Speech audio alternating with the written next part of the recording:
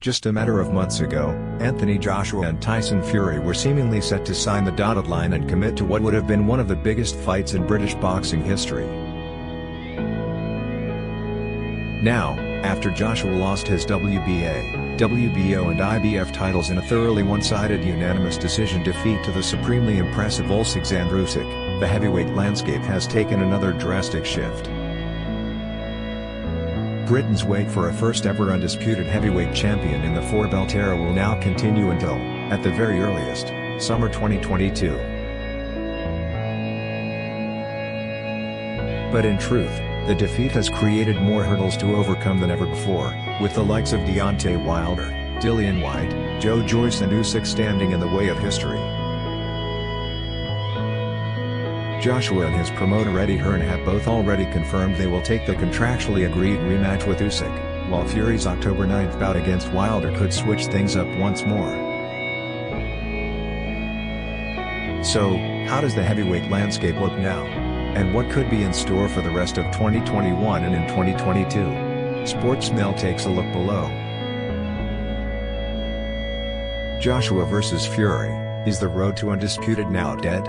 In the build-up to Joshua's bout with Usyk, an Olympic gold medalist, former cruiserweight undisputed champion and undefeated pound-for-pound contender, the talk was still focused almost entirely on the road to undisputed.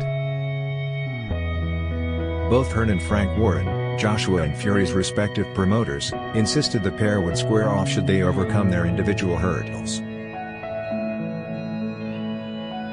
Fury, who was prized away from the undisputed title fight after Wilder's successful court appeal, even outlined his next 5 bouts, with the 2022 Joshua doubleheader sandwiched between contests against the Bronze Bomber, Whyte and finally Derek Chisora. Those plans have now been derailed. While Fury had hoped for the first of 2 bouts against his rival to take place in Saudi Arabia in March 2022, Joshua is now tied into a rematch with Usyk. "I believe he'll get a good win in the next fight because of what I learned in this fight. I'm a quick learner," Joshua said. "I've got the chance to become heavyweight champion of the world again. I'm keeping a positive head on my shoulders. I'm ready to get back to the gym and put that work in. I want to get back on the grind so I can improve.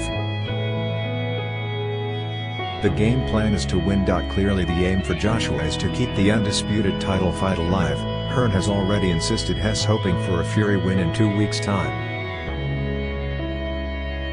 But should Joshua fall to a second straight defeat, the all-British undisputed showdown is perhaps dead and buried.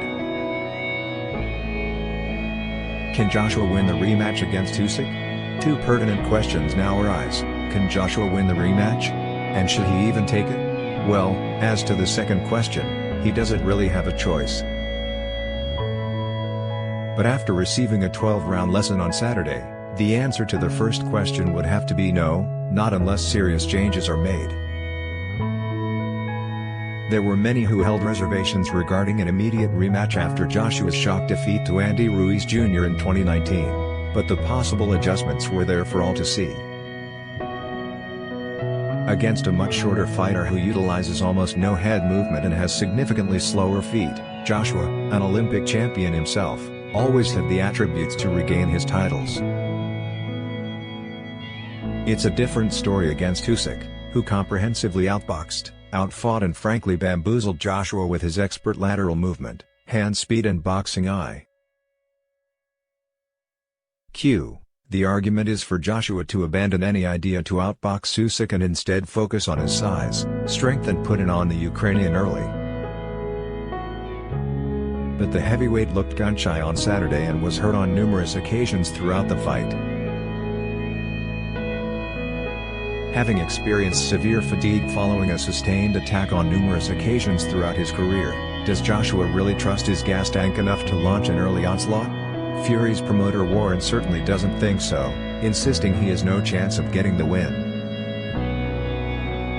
He told Sportsmail, he shouldn't go anywhere near Usyk, he will never beat him. I wouldn't even think about it if I was him. However, we've seen Joshua bounce back from adversity before, and you don't become two-time heavyweight champion through luck. Writing him off entirely would be a mistake. Could Joshua and Fury fight without the belts? While the road to undisputed has been extended at the very least, Joshua has insisted he would fight both Fury and Wilder even without the belts. "The belts are fun," he said after the loss. "It's great, it's legacy. But with or without the belts, he'll fight whoever." The road to undisputed is a nice title to have and a nice title to chase. But would you still watch it, without the belts? That's the main thing, is you've got two competitive fighters in the ring from UK soil, that just want to go toe-to-toe.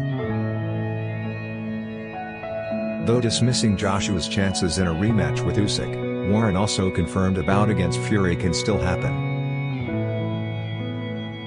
"In terms of fighting Tyson Fury, it can happen," he said. Joshua losing has taken away the belts and he is damaged goods now. But people would still buy into that fight. It can happen, and it can happen in the UK. But while Fury is champion, he will still be gunning for the titles, as well as a place in the history books. On top of becoming undisputed champion, a win over the two-weight world champion would only further add to Fury's legacy. And should Joshua lose once more, the Gypsy King will no doubt opt for the Ukrainian rather than his British rival. Fury and Wilder take center stage again. Let's turn our heads towards October 9th now, for that will also have significant implications for the heavyweight division. Fury takes on Wilder in Las Vegas to complete their trilogy, having drawn their opening encounter before the Gypsy King took the rematch in emphatic style. After his devastating performance back in February last year, Fury is widely expected to come out on top once. But Wilder can't be simply overlooked. This is a man who has 41 knockouts on his 44-fight record. The American, who listed a barrage of excuses following his damaging defeat, is now working with trainer Malik Scott, having sacked his former coach Mark Breland after he threw the towel in against Fury.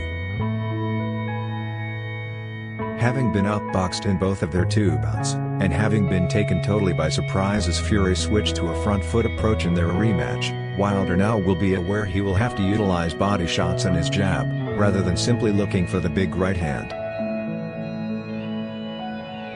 Fury rightly comes in as the overwhelming favorite, but it's a bout that could still go either way. What next for the loser? The winner will, of course, look to take on either Joshua or Usyk following their rematch in search of the undisputed crown. But where does the loser go? Wilder, who most anticipate will come out short on October 9th, will perhaps benefit from Joshua's defeat over the weekend. Had Joshua won, he would have been tied into a doubleheader against Fury. Would there have been interest in a matchup between Usyk and Wilder had the pair both lost? Arguably not. Even a mouth-watering contest against Wyatt would have been somewhat diminished after succumbing to a second straight defeat. But if Joshua is to fall to another defeat against Usyk, who would likely go on to fight Fury, a bout between he and Wilder could still be a mammoth event.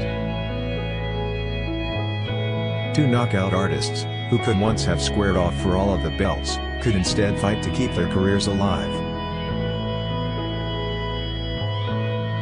Similarly for Fury, he could also be short of any meaningful options with a defeat.